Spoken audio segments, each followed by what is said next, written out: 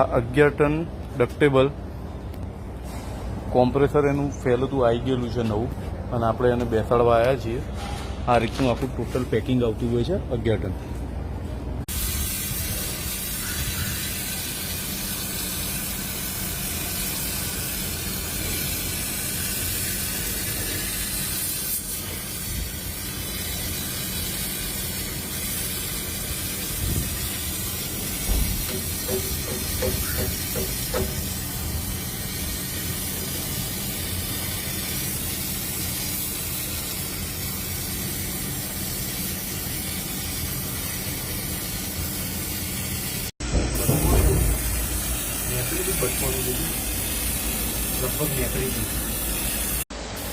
આપણું 11 ટનનું આઉટડોર છે.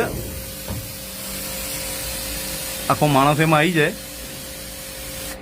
અને આખું એનું પ્રોપર આપણે વોશિંગ કરી રહ્યા છીએ, જેનાથી રિઝલ્ટ બેટર આવે, પાવર ઓછો ખાય અને પ્રોપર કામ પણ આપણું લાગે. એના માટે થઈને 11 ટનનું કોમ્પ્રેસર તમે જોઈ શકો છો, નવું આપણે બેસાડી દીધું છે અને સર્વિસ ચાલુ છે આની. ફાઇનલી આપણું કામ ઓલમોસ્ટ ક્લિયર થઈ ગયેલું છે. ગેસ ચાર્જિંગની પ્રોસેસ ચાલુ છે. 11 ટન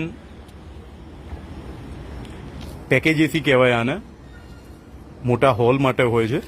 હવે ગેસ ચાર્જિંગમાં પણ જુઓ તમે, આપણે પ્રોપર વેક્યુમ સાથે 18 CFM નો 2 સ્ટેજ વેક્યુમ પંપ યુઝ કરી અને આમાં પ્રોપર આપણે ગેસ ચાર્જિંગ કરી રહ્યા છીએ. આપણે આ રેફ્રિજરન્ટ બોટલ છે એની R22, એનું ગેસ ચાર્જિંગ ચાલે છે. એકચ્યુઅલી બોટલને એના માટે આપણે ઉલટી કરેલી છે કે વાતાવરણ ઠંડુ હોવાના હિસાબે સામાન્ય જો તમને ભેજ દેખાશે, બાટલો વધારે ઠંડો થઈ જાય છે.